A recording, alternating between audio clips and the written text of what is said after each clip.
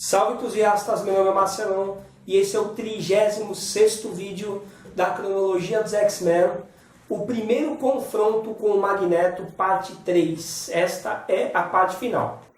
Então vamos retomar do ponto em que foi citado no vídeo anterior, em que o Magneto havia dominado a base militar americana, Cabo Cidadela, e os X-Men chegaram, né? Foi o finalzinho do vídeo anterior. Então o que acontece? Assim que o Cíclope chega e informa a patente ali ao general que estava no comando das forças armadas, estava tentando, né, conter, impedir o Magneto, surge, né, um garoto com um traje esquisito, né, que é o traje especial dele, para falar com o líder da base, né, o líder militar da base Cabo Cidadela. Ele diz que tem poder para enfrentar aquele adversário, né, aquele inimigo que surgiu e dominou uma das mais poderosas bases americanas, né, daquela época, né, do universo dos X-Men ali. Aí ele chega e avisa, né, que ele está acompanhado de mais alguns companheiros dele com poder para enfrentar o inimigo, né? Os soldados ficam assim, na expectativa, né, não entendendo bem o que está acontecendo ali. Aí o Cíclope pede para os X-Men aparecerem. E é interessante assim, o que deve ficar claro para vocês, que isso fazia parte, né, das publicações da época, porque os personagens tinham que ser apresentados, né, e a apresentação deles estava de acordo com o poder que eles iriam passar, mostrar, né, para as pessoas, né, para os leitores. Então era uma apresentação, né, e aí o Cíclope chama o Homem de Gelo. Ele aparece, né? Evidentemente que os soldados ficam assustados, que eles sentem o ar do ambiente ficar mais gelado, evidentemente, né? Ele com aquela aparência característica dele da criação original. Aí aparece na sequência o Fera, o Anjo e a Garota Marvel também. Inclusive a Garota Marvel chega levitando os soldados para removê-los do caminho dela, né? Com a telecinese que ela tem, o Hank aparece fazendo aqueles malabarismos dele, o Anjo voando, né? Enfim. Isso foi feito, evidentemente, para poder fazer a apresentação dos personagens e de suas características mutantes, que eles estavam mostrando ali para os leitores, né? Aí o que aconteceu?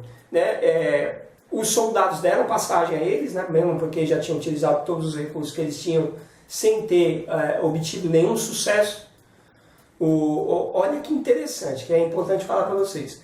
Nesse período, né, a partir desta revista, que inclusive eu estou com ela na mão aqui, eu quero mostrar para vocês, porque assim, é como a gente costuma falar sempre, né, que o nosso objetivo é mostrar pura e simplesmente o que está nos quadrinhos.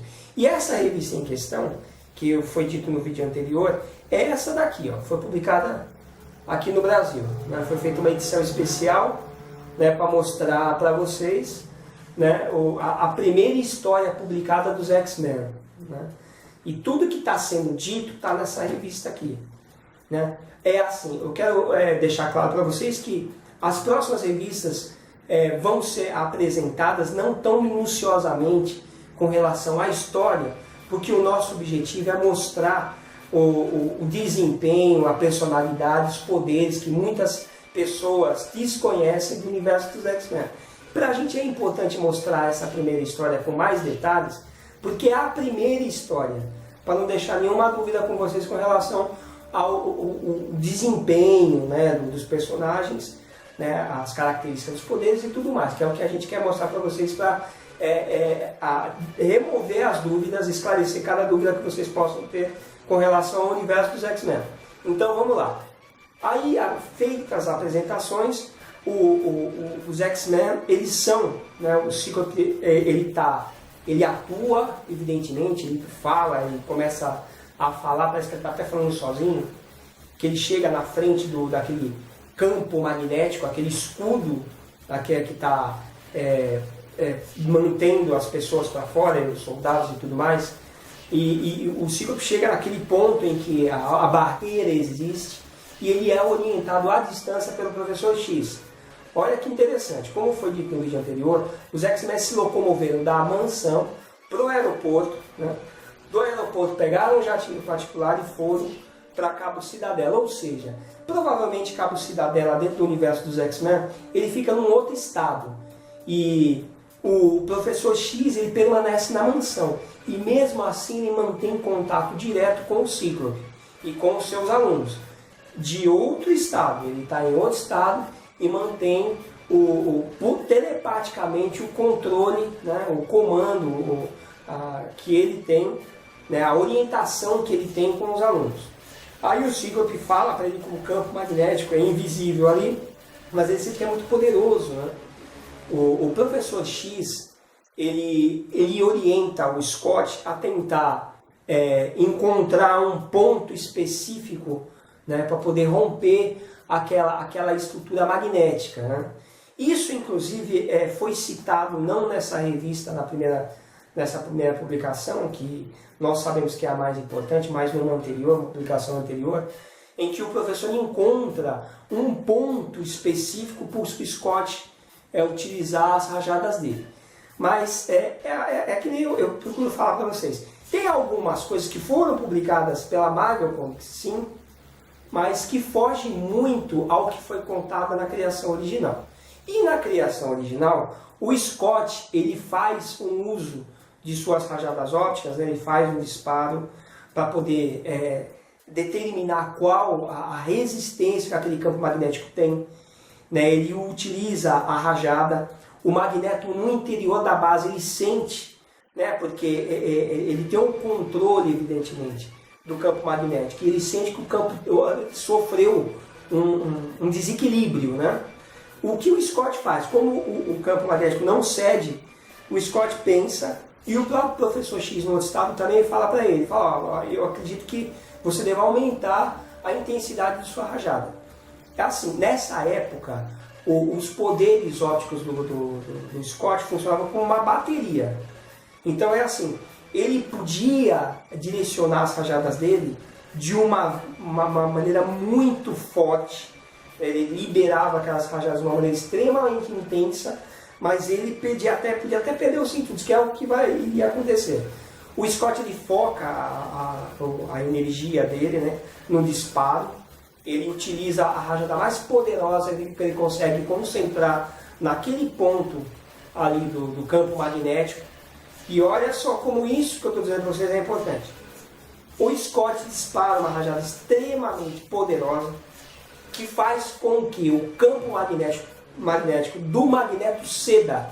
Isso está claro aqui na revista. Tanto que o Magneto está até caído, porque a intensidade da rajada é tamanha e tão inesperada, né, que ele sente aquilo, né, ele tenta manter a integridade do escudo magnético dele, mas não consegue, porque o ataque é muito agressivo. Isso faz com que o Scott perca os sentidos, né, os X-Men entram naquele ponto e o Magneto, o poder dele cede a um ponto que ele tem que fazer uso de outros recursos da base para tentar deter a equipe. Da onde ele está, ele vê que são adolescentes, né, porque ele está vendo a estatura e tudo mais. Ele vê que são adolescentes com trajes estranhos, trajes especiais, né? Ele libera naquele momento, como o poder dele sofreu uma agressão, e isso está claro na revista, porque senão ele ia pura e simplesmente atacar os X-Men. Isso é mostrado de outra maneira numa publicação, né, até mais recente. Mas é como eu digo para vocês, quem criou os X-Men foi o Stan Lee e o Jack Kirby, e a revista original não mostra isso. E nós vamos nos ater na publicação original dos criadores. Então o que acontece? Os X-Men invadem o local, o Magneto dispara mísseis teleguiados para tentar detê-los, deter o avanço deles, né? E nesse momento, né, os X-Men utilizam as suas habilidades, a Jean Grey faz uso da sua telecinese, o Hank da sua habilidade, da sua força. Né? É interessante que o Anjo também faz aquelas manobras maravilhosas que ele tem, né, fazendo uso das habilidades aladas que ele tem, né, utiliza suas asas para poder fazer as manobras e conseguir driblar os mísseis teleguiados. Né? Eles conseguem, com as habilidades mutantes que eles têm, né, passar por esse teste de fogo. E tem uma hora que o Magneto tenta esmagar o Anjo, manipulando com o seu poder várias peças de metal. Ele tenta esmagar o Anjo no ar. E o Cíclope utiliza as suas rajadas ópticas para cancelar aquele controle. Ele repele as peças controladas pelo Magneto e salva o Anjo. Eles conseguem deter os mísseis, desativar os mísseis teleguiados. Né? O Magneto, como eu estou afirmando para vocês, não fez uso pleno de seu poder, porque ele foi exaurido com o ataque do Cíclope. Ele vai até onde está a equipe, utiliza o pouco do poder que ele tem para empurrar um tanque de combustível de foguete para tentar explodi-los. Né? Olha que interessante. Se o Magneto, ninguém questiona isso, se o Magneto tivesse a plenitude do poder que ele tem hoje em dia, ele iria atacar os X-Men como ele vai fazer no futuro, diretamente. E ele só não fez isso por um único motivo. Primeiro, ele foi surpreendido por uma equipe de mutantes que até então ele não sabia que seria possível ocorrer. Né?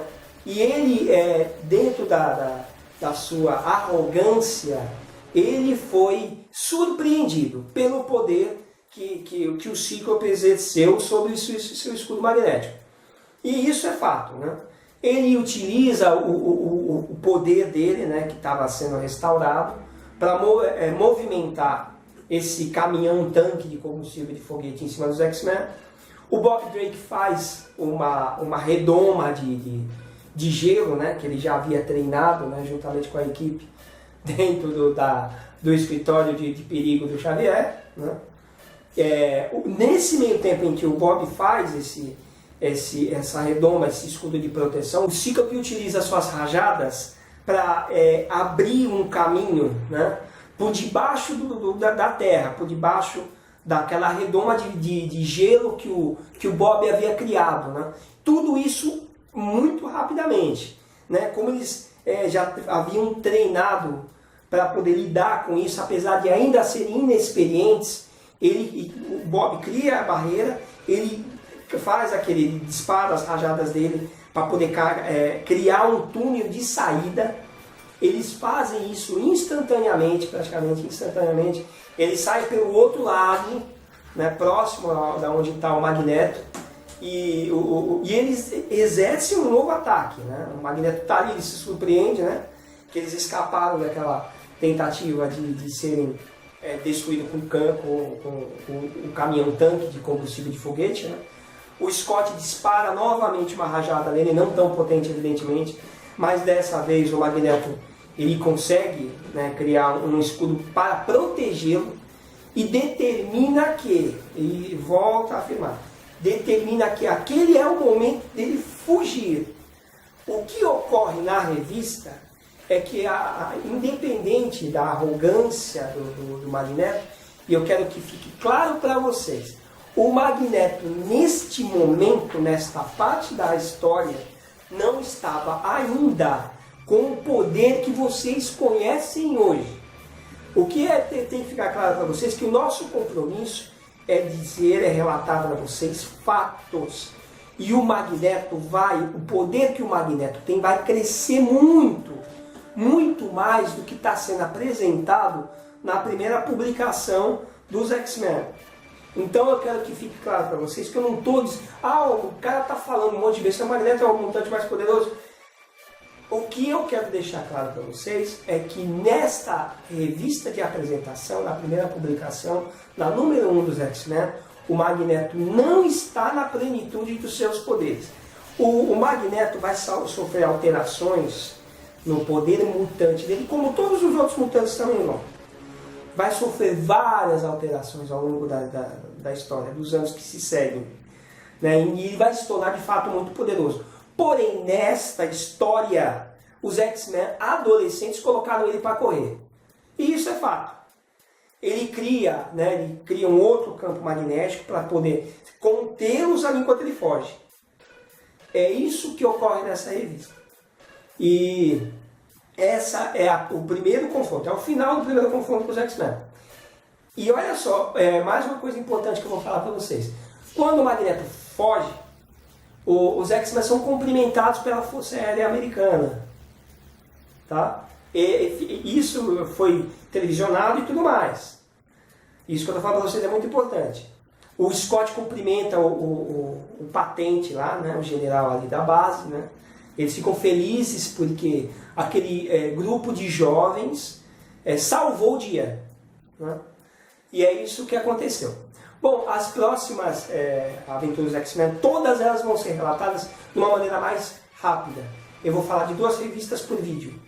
Né? Mas eu vou falar mais do desempenho, o combate, por que venceram, por que perderam, quem se destaca, quem não se destaca. Vocês vão ver a evolução dos personagens dentro das histórias. Né?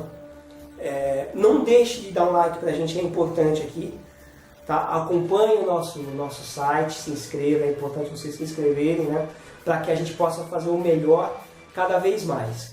Um abraço para vocês, até o próximo vídeo.